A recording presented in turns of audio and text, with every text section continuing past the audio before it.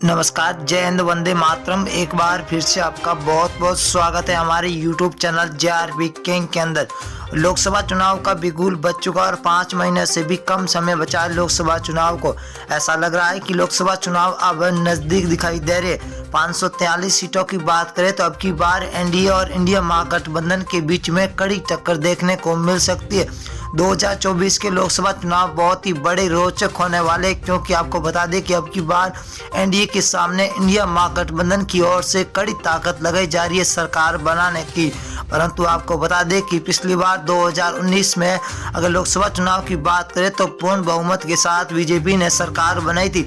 तो क्या अब की बार बीजेपी की राय कठिन होती हुई दिखाई दे रही है या फिर बनेगी एनडीए की इंडिया महागठबंधन की सरकार? सी वोटर सर्वे ने चुनाव से पहले ही 543 सीटों का सबसे बड़ा ओपिनियन पोल सर्वे जारी कर दिया। लोकसभा चुनाव के 543 सीटों का सबसे बड़ा राज्य की तो पहला राज्य है कर्नाटक, जहां पर बीजेपी को 8 सीटें मिलती हुई दिखाई दे रही है। तो कांग्रेस को 15 सीट, वही जेडीएस को 5 और बीएसपी को 0, तो कुल 28 सीटें। अगर कश्मीर की बात करें तो कुल 6 सीटें, जहां बीजेपी को 1, आईएनसी को 3, पीडीपी को 2 और एनसी को 0 यहाँ पर सीटें मिलती हुई दिखाई दे रही है। ये सीटों का रुझान 2023 का है और बहुत ही बड़ा रुझान निकल के आ चुका है। हरियाणा की बात करें तो हरियाणा राज्य के अंदर कुल 10 लोकसभा सीटें, जहां पर बीजेपी को 4, कांग्रेस को 5, जेजेपी को 0, तो आम आदमी पार्टी को यहाँ पर 1 सीट मिलती हुई दिखाई दे रही है। 2024 के अंदर लोकसभा चुनाव है। और दिल्ली की बात करें तो दिल्ली के अंदर लोकसभा सीटें 7 है। 7 में से बीजेपी को 2 सीटें मिल रही है, तो वही कांग्रेस को 4, आम आदमी पार्टी को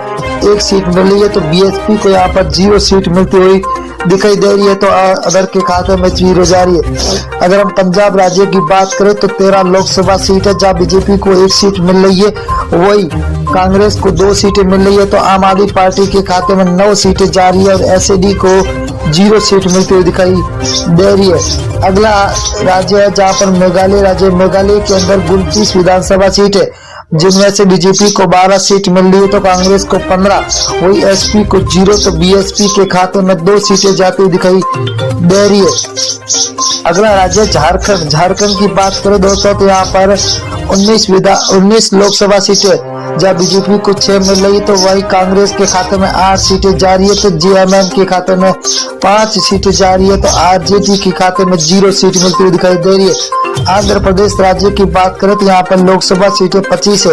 25 में से बीजेपी को 8, वही कांग्रेस को 4, तो वाईआरएस को 10 और टीडीपी को 3 सीटें मिलती हुई दिखाई दे रही है, तो अदर के खाते में 0 सीट मिलती हुई दिखाई दे रही है। उड़ीसा की बात करें तो उड़ीसा के अंदर लोकसभा सीटें 21 है।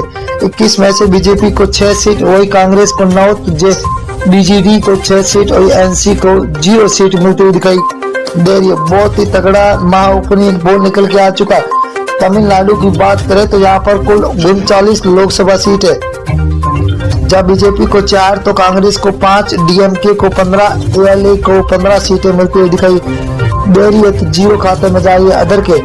अगर अब बिहार राज्य की बात करें तो कुल 40 लोकसभा सीट है, जहाँ बीजेपी को 12 सीट मिल रही है, तो वही कांग्रेस को 5 सीट, आरजेडी को 15, तो जेडीयू को 8 सीटें मिलती हुई दिखाई दे रही है, तो अदर के खाते में 0 सीट मिलती हुई दिखाई दे रही है। अगला है राजस्थान। राजस्थान के अंदर कुल लोकसभा सीट है 25। 25 में से बीजेपी को 10 सीट है, तो कांग्रेस को 14 सीट, वही आरएलपी के खाते में 1 सीट जा रही है, तो आम आदमी पार्टी को यहाँ पर 0 सीट पर संतोष होना पड़ रहा है, तो अंदर खाते में 0 सीट। उत्तर प्रदेश की बात करें तो कुल 80 विधानसभा सीटें है, जहाँ बीजेपी को 32, वही कांग्रेस के खाते में 14, एसपीआई के खाते में 27, बीएसपी को 2 सीटें, वही अदर के खाते में 5 सीटें जाती हुई दिखाई दे रही है।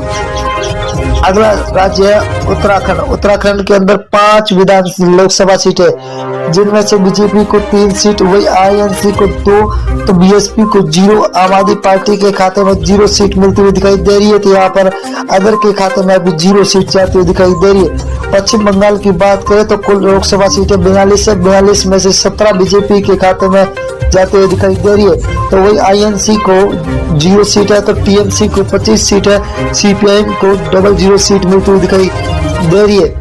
आंध्र प्रदेश की बात करें तो आंध्र प्रदेश के अंदर लोकसभा सीटें 2 है, जहां पर बीजेपी को 1 सीट मिल रही है, तो यहाँ पर कांग्रेस को खाते में 1, एसपी को 0, तो बीएसपी के खाते में भी 0 सीट जाती हुई दिखाई दे रही है तो अदर के हाथों में 0।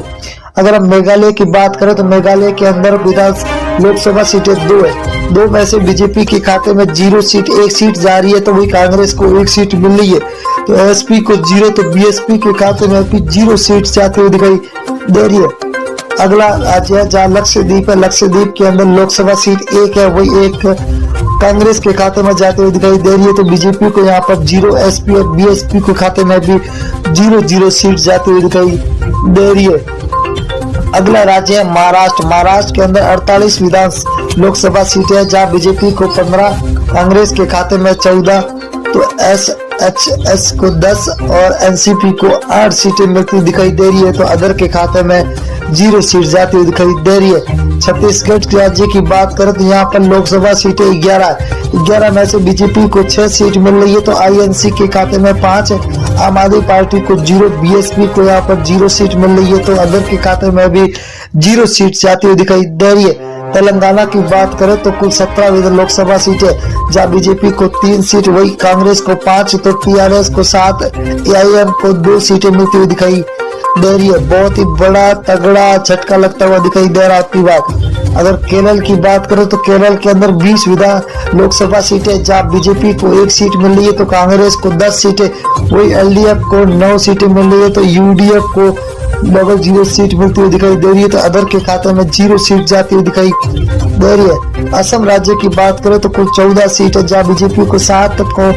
कांग्रेस को 6, एआईयू को 3 और अदर के खाते में 0 सीट जाती हुई दिखाई दे रही है। बहुत ही बड़ा तगड़ा झटका सभी को मिलता हुआ दिखा है। गुजरात की बात करें तो कुल 26 लोकसभा जब बीजेपी को 12, कांग्रेस को 6, तो आम आदमी पार्टी को 8, बीएसपी के खाते में 0 सीट जा रही है। तो अदर के खाते में भी